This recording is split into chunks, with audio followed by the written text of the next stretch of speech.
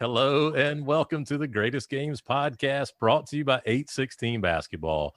I'm one of your hosts, Brian Rosefield, and I'm joined by my co-host, Chris de Blasio, for the 100th time. It's 100 episodes. Oh my God. Thank you so much, Brian. It's a pleasure being here with you as always, 100 times. Welcome to the Greatest Games podcast, a chance for us to catch up with basketball coaches from around the country and have them tell us about their greatest games. As always, it can be their time as a high school coach, a college coach, maybe even an NBA coach, or even if you just happen to have 5 state titles in your pocket. Maybe 5 state titles, maybe 1 AAU national championship. Maybe you were the very first director of player development in the NBA. Who knows? But I tell you what, that is who our guest is today for the 100th episode. Now, we've been talking about this, Chris de Blasio, for a while. Looking forward to our 100th episode, a very special episode for us as a podcast. But to have this guest today for our 100th episode, it didn't matter if it was the first episode, 100th episode. To have Coach George Glymph as our guest today is a true honor. So, Coach, welcome to the Greatest Games podcast. Man, I am honored. Like I said before, I am very honored for you guys to have me on this. And of all the roles Coach Glymph had, let's be honest, volunteer assistant JV basketball coach at Ridgeview had to be his best honor, I think. Yeah, because I had a chance to coach my grandson. That's right. That was, I'm sure, yes, very special, right? You got to be at practice and games to see your grandson play. Absolutely. Right. So for those that may not know, yeah, Coach was on staff for me as a JV coach at Ridgeview High School years ago. Had the greatest staff in the world with Coach Glymph, Chris de Blasio, Takuma Letsom. It was a robust JV staff, to say. You were the only JV coach ever to have 3 volunteer coaches somehow. I don't know how. Yeah, it was the best. And I remember that day, Coach, and I know we've talked about it, but you come in and say, "Hey, do you mind if I help out?" You couldn't get that sentence or that question out of your mouth before I said, "Yes, please come on in anytime you want to. Please come on in." It was special to me because I had a chance to coach again. You know, I hadn't done it in a couple of years, and then I was working with my grandson. Oh man, that was heaven. Well, Coach, why don't you take us back to the beginning? As we always like to do, go back to the beginning and tell us how your coaching career got started and kind of take us through some of the stops that you had along the way. Obviously, you had one really long stint that we'll talk about, but just kind of how your coaching career got started and where coaching has taken you. Well, you know, as I said, now I could talk a lot, so just cut me off when I'm too long. There's no such thing. Please go ahead. But I started as a volunteer coach to Coach Ben Trapp from. Well, he was a Keenan, but I worked with him for 2 years as a volunteer coach. Then the late Coach Carl Williams asked me to come work with him at Booker T. Washington. And I was elated because Booker T. Washington was my alma mater. So I went there to work with him, and we had an athletic director he was just like a little dictator. And, you know, I don't hold my tongue. So we got into it. I mean, we got into it verbally. And he called me a 2x4 coach. He said, "You little 2x4 coach, you just coming in here. You don't even know what you're talking about." And he had no hair like I have now. This big WHH when I had hair. But I told him, I said, "You 2x4 bald head dictator, I'll jump on you." And now I shouldn't say that, but that's what I said. So the next year, they transferred me to Eau Claire. And I met a guy named Les Evans. And I was supposed to go back to Booker in the afternoon and coach. He said, "No, you can stay here with me." And I became his 9th grade coach. He fired his JV coach during the year. Then I became the JV coach and assisted him on the varsity. And I met with a guy, you probably heard of him. I don't know if you ever saw him, named Nate Davis. Mm-hmm. The highest jumping person I've ever seen inch for inch. That means, so that was a blessing. And then I started at Eau Claire, and it was heaven. My first year, I was 6-16, and I was catching the devil. That's not the word I want to use. I want to use the word that rhymed with well, but Ben Trapp came over and saw me play one night. He said, "Afghan, you need help." He said, I'll be over tomorrow.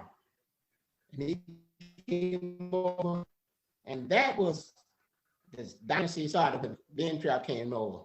And after him, I've had some great coaches,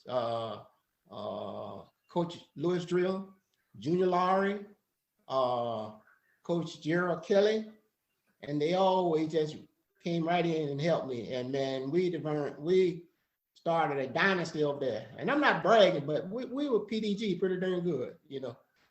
And so we won more than we lost. After that, I started on my quest to trying to win a state championship. And it was very, very tough. It was very tough. I came against some great coaches. And you talk about great coaches now. Like I said, I worked with Ben Trapp, the late coach Carl Williams. But I got to put this plug in. One of the best coaches I ever came across was a guy named Tim Whipple. Are you familiar with that name? Oh, absolutely. Yeah, absolutely. At Irmo High School. Let me tell you, he doesn't give the publicity I think he deserves. He's one of the best coaches I've ever played against. Now, we played against his team. We had some very athletic teams. Guys could really do some things. His guys weren't that athletic, but they were PDS, pretty darn smart. And man, if you looked the wrong way, it was a layup. I mean, he did a great job. So I'm giving kudos to him because he's one of the best coaches this state has ever seen. And he's still coaching and still doing the SOT, same old thing. Then I got a couple of state championships. Then I got a guy named, a young player came across, his name was Jermaine O'Neal. And the first time I met Jermaine, he said, "Hey, Glymph." I said, "What do you call me?" I said, "Glymph, I'm gonna be the best player you ever had." I said, "Coach, let me tell you, young man, let me tell you something. To you, my name is Coach Glymph or Mr. Glymph. Now, if you can't call me by either of those names, don't ever call me again." And it stuck with him. So, and you know, he got me my first job at Portland, where I was the first glorified babysitter. And then it was changed to coach of player development. But it was something. And I got fired there. People don't know that. How I got fired. I read about it in the, what's the name? Paper that comes all over the nation. The USA Today? USA Today, yeah. I read it in the USA Today. You're kidding. While I was having heart surgery. Oh. I felt that I was fired. And then I came back to Eau Claire and worked as an assistant coach. And Jermaine wanted to be traded to Indiana. And so Isaiah Thomas wanted to see him work out. And so Jermaine said, "Well, I'm not going to let anybody work out but you. Will you do it for me?" I said, "Yeah." So in September, you can imagine, you know how hard it is in South Carolina. He came there, I had to chain the doors, and I was working with Jermaine, and halfway through the workout, he said, "Coach, I'm tired. Can I get some water?" I said, "Sure." So Isaiah came and said, "Coach, I like what I'm seeing." I said, "Yeah, I think he will really help you." He said, "He was expressing." He said, "Hell no, I'm talking about you." He said, "I like what you're teaching." He said, "I have 3 other young players, Jonathan Bender and Al Harrington. They need what you're teaching. Would you come work for me?" I said, "Man, I'm sorry, but I can't." He said, "What you mean? You can't come work out for me? You don't want a pro job?" I said, "Yeah, I love the job, but I've already signed a contract with Eau Claire, working part-time." And I said, "I believe a man his word is his bond, and I can't do that." So he looked at me. He said, "You mean you will refuse to come with me? And I could pay you 7 or 8 times, 10 times more than you're playing here?" I said, "It's not about the money. It's about the honor, your word." So he said, "Well, I'll work on that." So he called my principal.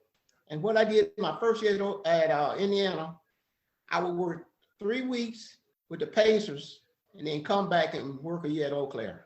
And that's what I did my first year. So that's how I got through. And then when we got fired at Indiana, he became a coach at the Knicks and he hired me there. And I stayed with him for 7 years. So that's it. So I'm gonna stop talking now and let you ask some more questions. Because I know, like I said, I can talk. I know that. I'm interested in the NBA experience. When you went to Indiana, again, Bender and Harrington, I both believe they were high school straight to the NBA. Am I correct on both of them? Well, no, Harrington, I forgot where he went for his first year, but he came out the second year. Okay. Yeah, the freshman year, then he came out. Mm-hmm. Were you given a goal to get them to a certain level, or when you were working with young players in the NBA, what was your goal with them, or how did you outline what you wanted them to get out of what you guys were doing together every day? Well, I looked at what they were doing. I would watch them play, and things like jump stopping, pivoting off the glass, that was non-existent. They didn't do that. Shooting, making free throws, you know. And see, I always said, I think it's a sin to miss a free throw. So those are things I work with. And I'll tell you that the first day I was working with them, Isaiah came into the gym and I had a practice schedule. So I do a drill and look back at my schedule and go back. So he said, what are you looking for? I said, that's my schedule. He goes, schedule? I said, you don't do this? He said, no, we go out and I said, man, you're gonna miss something like that. You need to organize. He said, could you do that for me? I said, yes. He said, well, I'm gonna let you do that for me. You just tell me what you want and I'd organize it with the drills and everything that will go with it. And we'll go from there. So that for 3 years when he was head coach, that was my job, to organize and run practice. That was big for me. I really appreciated it. Mm-hmm. Coach, I want to go back to your high school days, and I know it carried into your coaching in the professional ranks as well. But the presence that you have in a gym, when you walk in the gym, whether kids know who you are or not, I'd love for you to tell our listeners about how you run a practice without a whistle. And we referenced this in our episode with Gary Rich.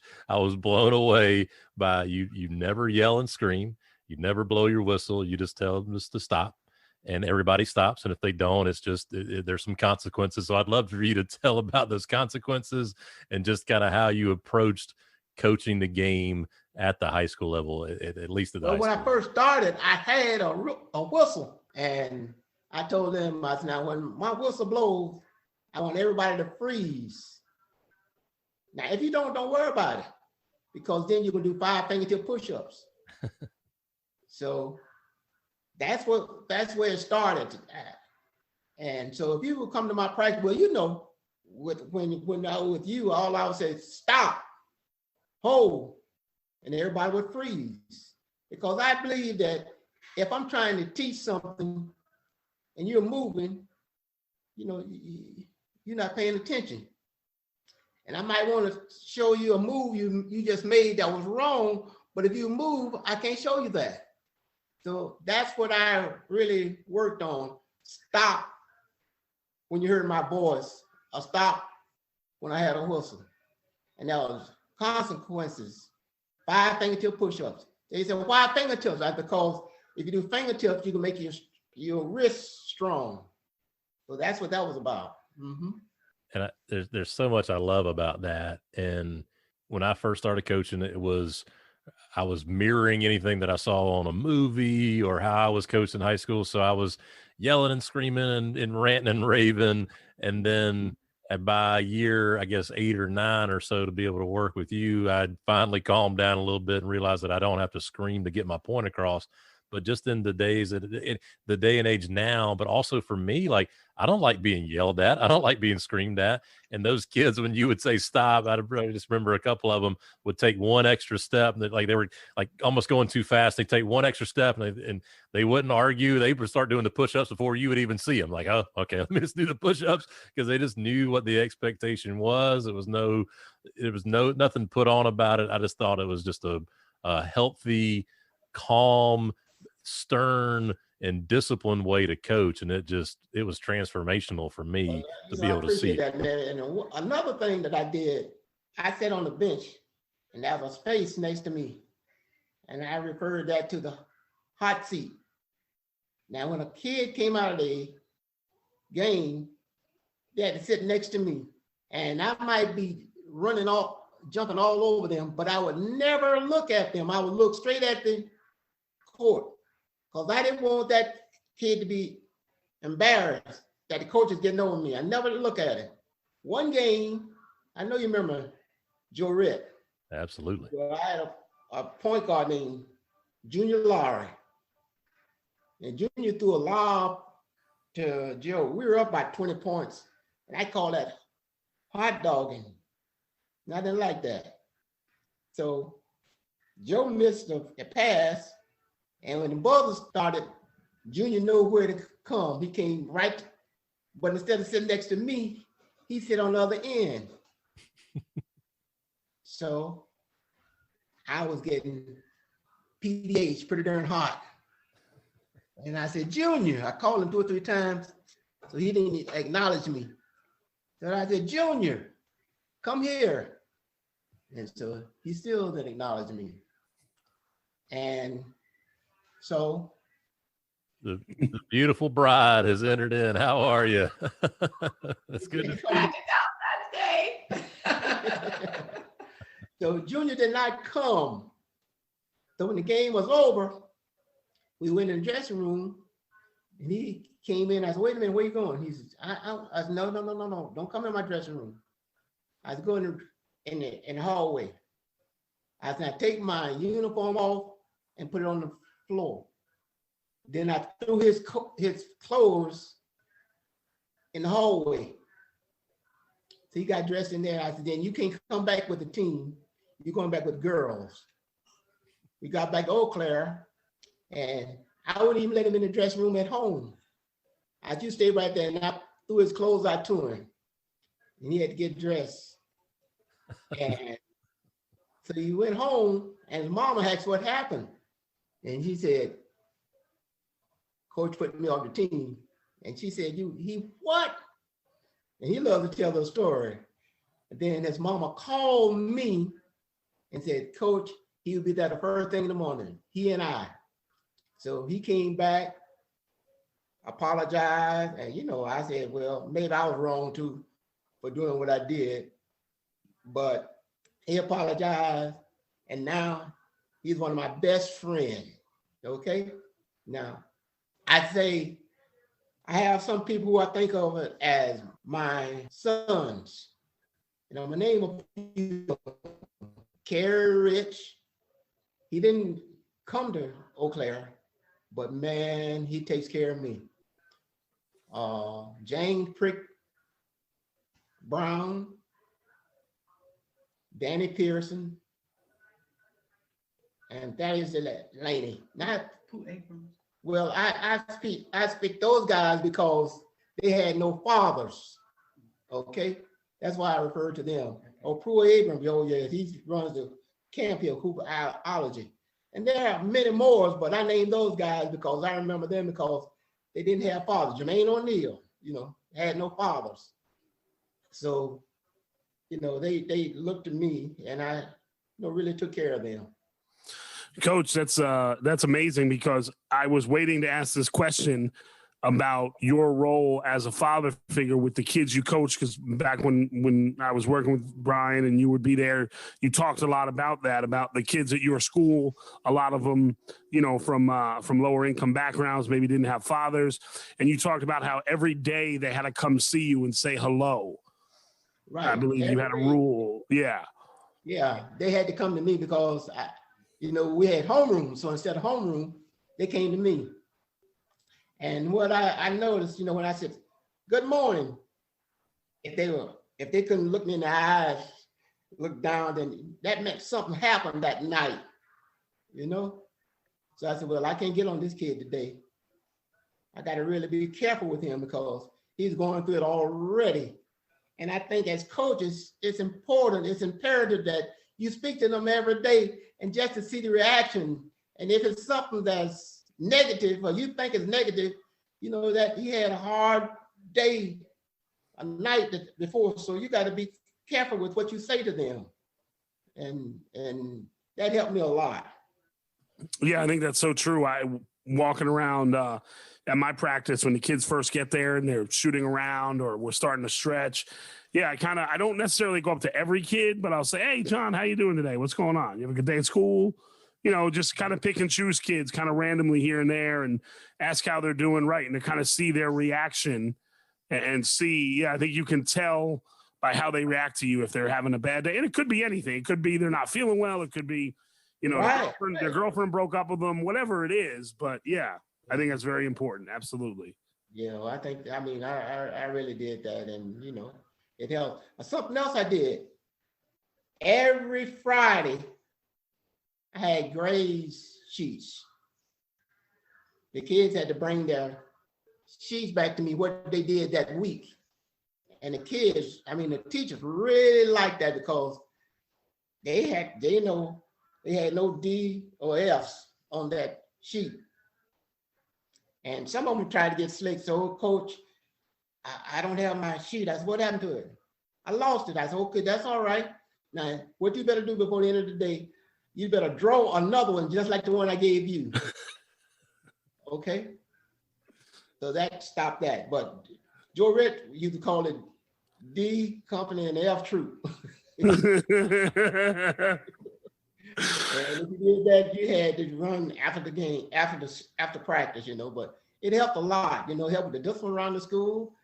The teachers really loved it because they didn't have any problems with the basketball kids because they know they couldn't get those, bad grades. Mm-hmm. Coach, we had a young coach on, a guy that I coach against up here in New Jersey. Brian will know I've referenced this a couple of times. The guy by the name of Dan Egaro. And he has a rule for his kids that if someone comes into the gym, an adult comes into the gym, each kid has to go over and shake that adult's hand and say hello. Well, I didn't go to that extreme, but I had a rule that if you came in my gym, the first thing you had to do was take off your hat. No hits, no hats in my gym. And if somebody said anything to you, you had to address them respectfully. And my thing was, if you weren't a better team, I'm a better person when you left me as you were when you got to me, I failed. I believe in that. Mm-hmm. Coach, I've got so many questions, but I'm going to go to the hat story first. Yeah. So Gary Rich was episode 88 on the show, and he referenced that about the hat rule. Mm-hmm. And he also referenced that he never played for you, and yet you were helping him out, trying to get him to go to college. And he never played for you at the high school level. So I'd love to hear your thoughts about just your role in Columbia and even in the state to just help kids, even though you may not have coached them. And I'm really asking that in a little bit of a stark contrast to some coaches and some of the world that are saying, well, if that kid's not playing for me, I'm not going to help him out. We're competing against that kid. But you just did it differently. You were, hey, I'm trying to help you out. I'm trying to get these kids to another level. So I'd love to hear your thoughts on that. I tried to learn the name of every kid on the other team. And what I would do, I would speak to them. Hey, they call by their name. And can you imagine a guy who doesn't play at all when the opposing coach said, hey, John, how you doing? Oh, he know my name? It means a lot to them, just the little things. So I knew the players. I knew the best players because I played against them. And, and I would help them any way I could to get into college. And then I worked with the AAU teams during the summer. See, BITD back in the day, we didn't have people who weren't affiliated with the high schools coaching. So then I knew all of the players. We would have 5 teams from Columbia. Okay, that's 60 guys. They're the best. So I knew them all. So I would, help any kid get into college. And Carey is a prime example. Like I said, he's like a son to me. Mm-hmm. Coach, I don't know if you had this this problem in your day, but maybe you could give me some advice. If you have a parent that expresses concern over a young man, or if you're coaching female basketball, a young lady's playing time, how would you address that, or how did you address that? Well, the first thing I did before the season, I had a meeting with all the players. Now, I was very respectful. I'd ask them, what do you do? They said, I did this, I did that. I said, well, after they finished, I said, one thing, well, let me say this. I don't know your job. I don't know what you do, how you do it. Now, you don't know mine. So you can't come in and tell me what to do, how to coach you, who should play, who shouldn't, okay? Now, remember, basketball is not required. You don't need this to graduate. But this is it. I'm giving this to them. I'm giving this to your son. Now, just like I gave it to him, I can take it away. So I don't need any help from the parents. I never had any problems. Coach, can I call you when I get a parent phone call and just direct them to you? Can I just... I'd be sure to tell them the SOT, same old thing. We got to have, Brian knows this, that you got to have meetings with the meetings about meetings that you're going to have about the meetings. Well, I didn't have meetings. Well, what I said that back in the day at HNIC, I was head Negro in charge. Mm-hmm. Yep. That's a perfect segue to my next question of my list of 1,000. Coach, we're just going to have you back for like part 2, 3, 4, part 40 with you eventually. But ADT, not a darn thing, There you go. But what would you tell a young coach coming along that's trying to maybe make a name, they're trying to get a bigger job or whatever it is? What would you tell a young coach right now, especially in the game of basketball where we are today? All right, first of all, be truthful to the kids. TTT, tell the truth. ATT, all the time, okay? You got to do that. And then teach the fundamentals. Now, I had a thing, when we came in the gym, I would put 4 lines at free throw lines and at the mid-court. And the coach, the first player had to dribble to the circle, jump stop, pivot, and throw it to the next man in the other line and rotate. Now, think about what I just said. The first thing they do, they had to dribble with the left hand. The next time they had to dribble with the right hand. The third time they had to dribble between the legs, below the knees, all of and different passes every time. Chest pass, 2-hand overhead, bounce pass.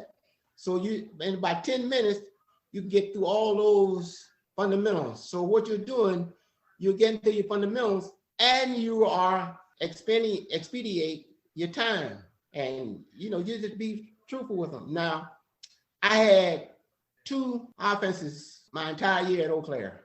I ran the motion, the passing game, and, we put a little tricks to them every now and then. And I run the T-ball on offense, on a zone offense, Same thing every time, but we did that, and you made sure everybody knew what they were supposed to do, and you had to know who your shooters are. Now, some people said, well, coach, you getting on me by shooting. Why are you getting on me by shooting? I was open. I said, well, why do you think you're open? There's a reason you're open. They want you to shoot. Rick Duckett used to say that. He would say, yeah, there's a reason they're open. The other team watches film too. That's right. Why do you think you're open? That's right. Yeah. Mm-hmm. Coach, you talk about the jump stop. I have one kid who doesn't jump stop, and here on film after the first game, I put, you almost actually jump stopped and got an assist. He kind of two-footed jump stop. He pitter-pattered. He probably traveled, but at least he didn't just go off of 1 foot and throw the ball up in the air, and he actually got an assist. You know, when you jump stop, then both feet are then live. Become your pivot. Right. Become your pivot. Yeah. As of now, when you come down with one step, that's your pivot. Michael Jordan was excellent at that. Jump stop and moving, jump stop and stepping, jump stop. And he was something else, man. I tell people this. I had the privilege of coaching Michael Jordan at Appalachian State when he was in 10th grade. And man, you talking about a worker, but he wasn't that good then. But he became, well, you know what he became. Pretty good. Man, I'll tell you what. But he would work. At lunchtime, turn the lights out in the gym and tell the kids go take an hour rest and then come back. He never went to the dorm. He would be in there shooting. And we said, I hear the ball bouncing. Who is that? And the coach would say, that's Michael Jordan. Yeah. Mm-hmm. Yeah. Well, I think you already alluded to what fundamental you think might be missing in the game today, but what's another, and I'm not sure if I even want to go through the 3 different games, because I think high school, college, and professional basketball are all sort of 3 different games right now, the way they're played. But what's another basic or a fundamental you see lacking, especially in young kids? Obviously, we just talked about the jump stop, but is there anything else you see that young kids just don't do, or maybe it's not? And part of it's the coaching's fault for not teaching it as much. Well, using the glass. That's number 1. They don't use the glass at all. Not even on layups. Yeah, they don't know what that is, And then everybody now is launching the 3. So I told my guys, man, why are you shooting the 3? Said, well, I can't shoot the 3. I said, well, let me tell you this. I don't want shooters. I want makers. All you're doing is shooting. You're not making anything. And see, I think that you got to teach your kids how to use the glass, how to cross over, and fake shots. Fake shots. Yeah. You got to come in and give them a fake head face. They don't do that anymore. It's a lost art. And good passes. I'm not talking about just, too many one-hand passes now. They don't make the good two-hand chest pass, and the bounce pass, So you work all that in that drill I was talking about where you come in, jump stop, and pivot. You go through all the passes. Yeah, because they need to do that. One of our assistants in South Carolina, Ernie Nestor, who was there with us the first 2 years under Dave Odom, he always used to say the game is won and lost on 1-foot shots. The team that makes the most 1-footers and gives up the least amount of 1-footers is the team that wins. Mm-hmm. That's right. Yeah. And free throws, man, to me, I just think it's a shame to miss a free throw. It's a sin.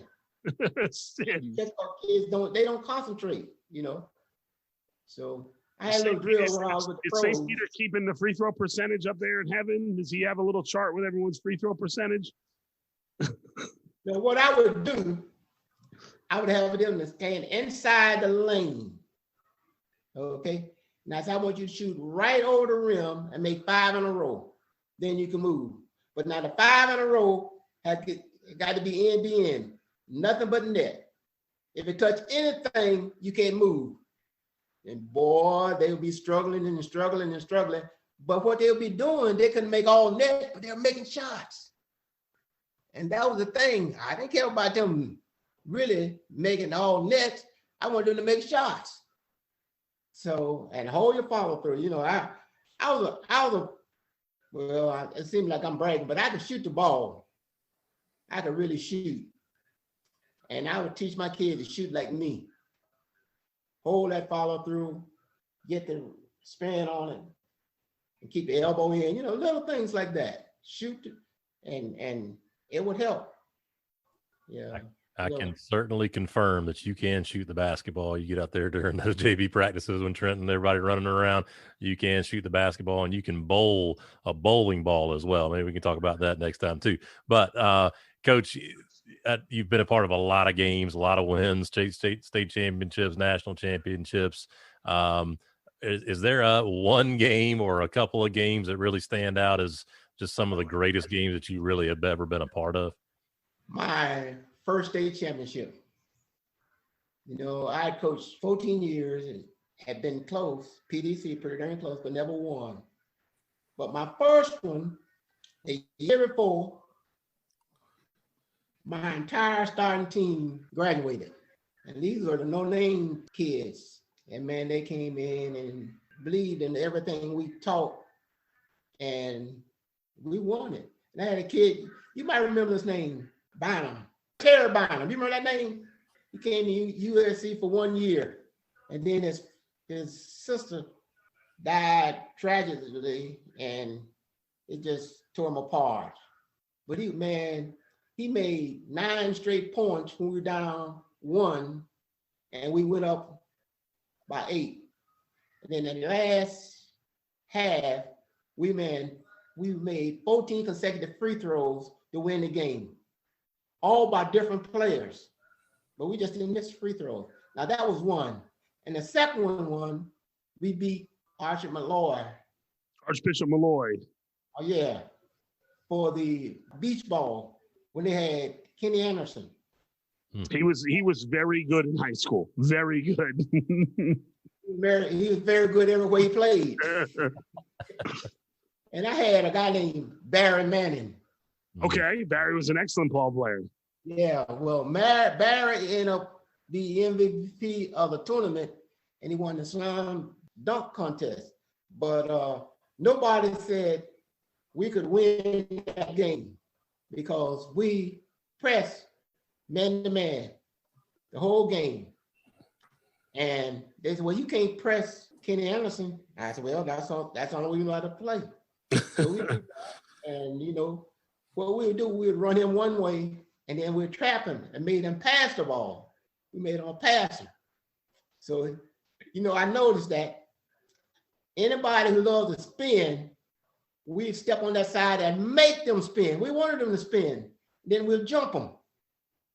So either they get a charge or they had to pass it. So that was the second game. And the third game, we won the national championship. I had Stanley Roberts and Joe Rett. I had JoJo English on the wing, a guy named Anton Brown, Terry Bynum, and Greg Baltnight. And Petey Powers was my point guard. So I told Petey, and I told them, I said, now if y'all wanted a shot, y'all better, excuse the expression, haul ass and beat Stanley and Joe down, because if y'all didn't, the first pass is going into either one of them. So, and we won the national championship with that group. And Joe and Stanley put on a show, Yeah. So those things was good. A friend of ours who was a strength coach in South Carolina, Darby Rich, who played in the mid to late 80s up at Greer High School, wound up going to Alabama. He still to this day talks about how Stanley Roberts is the most underrated basketball player because his career never really panned out when he went to college and everything, but how good Stanley Roberts was in high school and coming up. He said there was nobody better than that guy. That's right, man. He had soft hands. He had the footwork and a really good touch, a great touch. Stanley was, and man, I said we won 5 state championships. We probably would have won 2 more if it wasn't for Stanley. We had no answer for him. No answer. Yep. Yeah, his name has come up a couple of times on this podcast, as Blas just said, is very underrated, and he was a game changer, and I just didn't want to jump in before Blas jumps in here with the. All right, Coach. This may be a tough one for you because you got a million of them. But if I ask kids who played for you, the kids at Eau Claire who played for you, what's the one phrase or saying they would say Coach Glymph said all the time, whether in practice or on the bus or in the locker room? Because you got 1,000 of them. But what one do you think they would say you said the most? Well, free throws win ball games. Okay. You just said you won 14 straight free throws to win a state championship. But they used to hear that from me, ATT, all the time. Free throws win ball game. And the next one was, okay, get down. That means you made a mistake. So you had to give me my 5 fingertip push-ups. Get down. So they knew what that meant, you know. Mm-hmm. Coach, I know I've heard you say it, but I'd love our listeners to hear from you. Where did the acronyms come from? When did you start doing it? And why did you start doing the acronyms? Well, I met a guy when I got the Benedict name, Ernie Mars. And he used to do it all of the time. Like I said, ATT all the time. I said, how do you do that, Ernie? He said, man, you practice. I said, how do you practice? He said, well, you take phrases that you know, capitalize them and write them down. And you can easily remember the capitalized letter. So I did that, and then I started, it made you concentrate, you know. So when you start that, and I do a lot of speaking. Well, you know, now I get kind of tight on because I had a stroke about 3 or 4 years ago. So I can't articulate like I used to. And so it helped me doing that. I would use a lot of acronyms when I would speak. And the people would listen intently to see if you made a mistake. And then, you know, they're thinking like, okay. And we did that in the pros.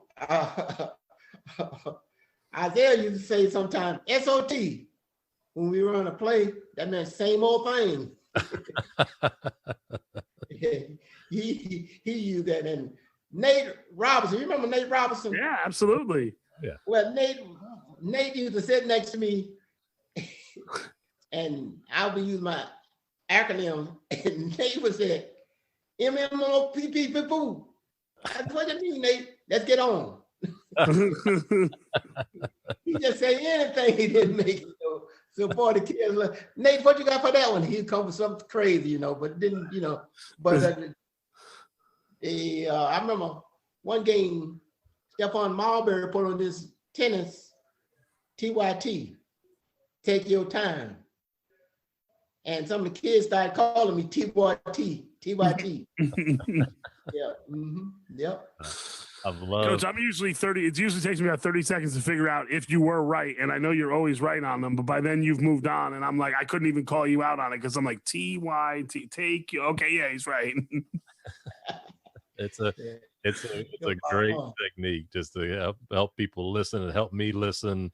Like I said, when I was a college student, a student manager, you'd come in for camp, and I was just enamored with you and just by you, listening to you speak, and ATT.